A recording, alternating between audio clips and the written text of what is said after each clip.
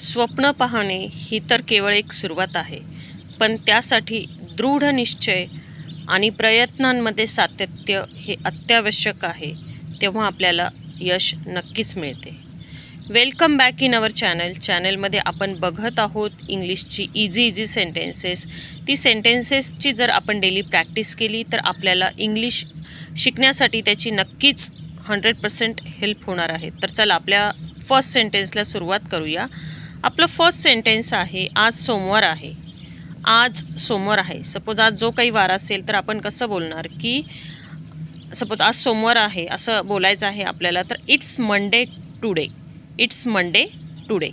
Next आहे, आज सुट्टी आहे. आज सुट्टी आहे. ओहो, इथे ॲक्च्युली मग सोमवारच्या ऐवजी रविवार पाहिजे होतं ना, तर मग सुट्टीचं बोलता आलं असतं. पण तरी चला बोलूयात आपण. आज सुट्टी आहे तर इंग्लिशमधून कसं बोलणार? It's holiday today. It's holiday today. Next आहे, सकाळ झाली आहे. सकाळ झाली आहे. It's morning. It's morning. Next आहे, जा आणि खेळा. जा आणि खेळा. Go and play. Go and play. मी बघा जिथे शूट करते ना तिथे एक सुंदर झाड आहे आणि त्याच्यावरती ना बरेचसे पक्षी बसलेले आहेत. आवाज येत असेल तुम्हाला किलबिलचा त्यांचा. तर जा आणि खेळासाठी कसं होईल? Go and play. Go and play. Next आहे, चला खेळूया. चला खेळूया. Let's play. Let's play. Easy आहेत ना सेंटेन्सेस. असेच इझी सेंटेन्सेसपासून सुरुवात करून आपण इंग्लिश शिकणार आहोत. ठीक आहे. नेक्स्ट आहे, तो नाचू लागला. तो नाचू लागला. He started dancing. He started dancing. Next आहे, ती खेळू लागली. सॉरी, इथे ली पाहिजे होतं. ती खेळू लागली. शी स्टार्टेड प्लेइंग. शी स्टार्टेड प्लेइंग. ओके. नेक्स्ट आहे, तो वाचू लागला.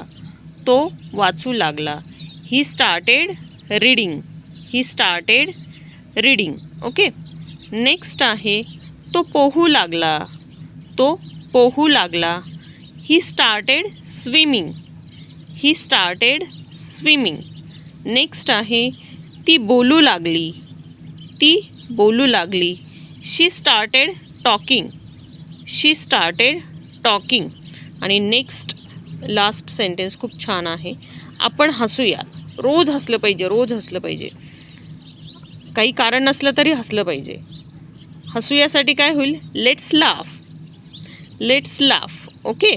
बघा ही सगळी सेंटेन्सेस आहे. चला हसायचं का? मग आपल्याला थोडा वेळ हसूया. चला आपण चला सुरुवात करूया. सुरुवात करूया.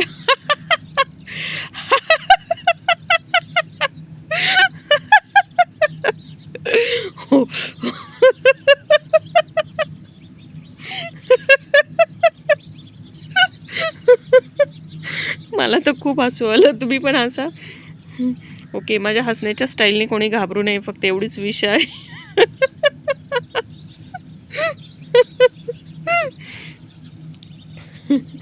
ओके. रोज हसलं पाहिजे. हसल्याने खूप आपले हॅपी जे हॉर्मोन्स असतात ते क्रिएट होतात आणि लाईफ एकदम मस्त वाटू लागतं. त्यामुळे विनाकाराने असं कधी मध्ये हसायचं असतं. आणि सकाळी उठल्या उठल्या तर हसायचंच असतं. तर चला आपलं सेंटेन्सेसकडे जाऊयात. बघा स्क्रीनशॉट क्लिक करून घ्या तुम्ही. ओके. स्क्रीनशॉट क्लिक करून घ्या.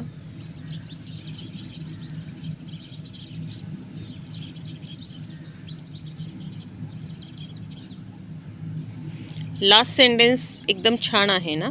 नुसतं ते वाचायचंच नाही तर ते फॉलो पण करायचं. ओके.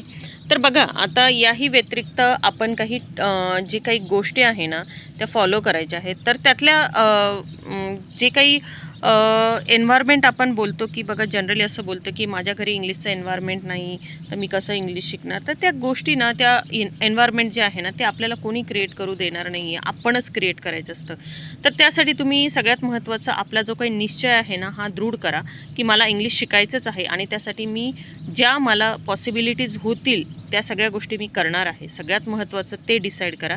नेक्स्ट तुम्ही एक नोटबुक करा. त्यामध्ये मी आजपर्यंतची जी काही व्हिडिओज अपलोड केलेली आहे ती सगळी व्हिडिओची सेंटेन्सेस लिहून काढा. लिहिताना लाऊडली बोला आणि लिहा. त्यानंतर daily each and every sentence तुम्ही 4 to 5 टाईम्स रीड करायचं आहे आणि जेव्हा आपण बोलतो तेव्हा ते सगळे सेंटेन्सेस इंग्लिशमधूनच बोलण्याचा प्रयत्न करायचा आहे. मध्ये अडखळू द्या, चुकू द्या, पण प्रयत्न चालूच ठेवा. बघा, ह्या गोष्टी जर तुम्ही कंपल्सरी फॉलो केला ना तर नक्कीच आपल्याला त्याचा खूप बेनिफिट दिसायला लागेल आणि आपोआप आपल्याला शब्द सुचत जातात, आपोआप आपल्याला वाक्य सुचत जातात. याही व्यतिरिक्त काही तुम्ही इंग्लिश न्यूज असतात ते ऐकत जा. बघा, इंग्लिश न्यूज ज्या आहेत ना, मी तर स्पेशली रेकमेंड करेल नॅशनल चॅनलच्या ज्या काही न्यूज असतात ना त्या खूप सिम्पल असतात, खूप इझी लँग्वेजेसमध्ये असतात, म्हणजे इझी वर्ड्स असतात त्यांच्यामध्ये. त्या ऐकत जा. इंग्लिश न्यूजपेपर रीड करा. त्यानंतर इंग्लिशची जी काही घरात छोटी मुलं असतील त्यांची बुक्स असतील, ते इझी लँग्वेज असते तर ती बुक्स रीड करा. बघा, प्रत्येक व्हिडिओमध्ये मी सांगत आहे, पण जे कोणी नवीन व्ह्युअर्स असेल त्यांना तर ह्या सगळ्या ज्या काही आपले टिप्स देत आहे मी त्याचा नक्कीच फायदा होतो. त्यानंतर तुम्ही घरात जे काही छोटी मुलं असतील त्यांच्याशी इंग्लिश बोला. त्यानंतर फ्रेंड सर्कल जे आहे त्यांच्यामध्ये ग्रुप करा इंग्लिश शिकण्यासाठी.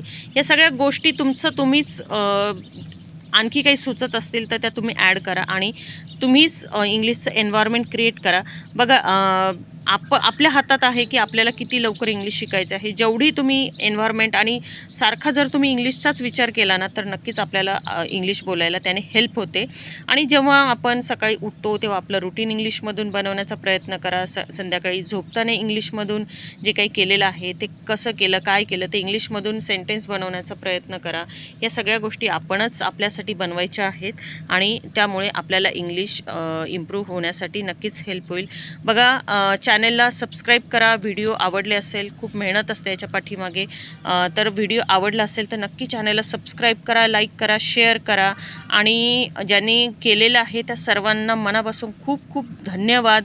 बघा, ग्रॅटिट्यूड प्रत्येकाने मानायचे असतात, आभार नेहमी मानायचे असतात आणि आपल्या फॅमिलीमध्ये जोडल्याबद्दल खूप धन्यवाद आणि भेटूयात पुढच्या व्हिडिओमध्ये. तोपर्यंत इंग्लिश बोलत रहा आणि आनंदी रहा, हसत रहा.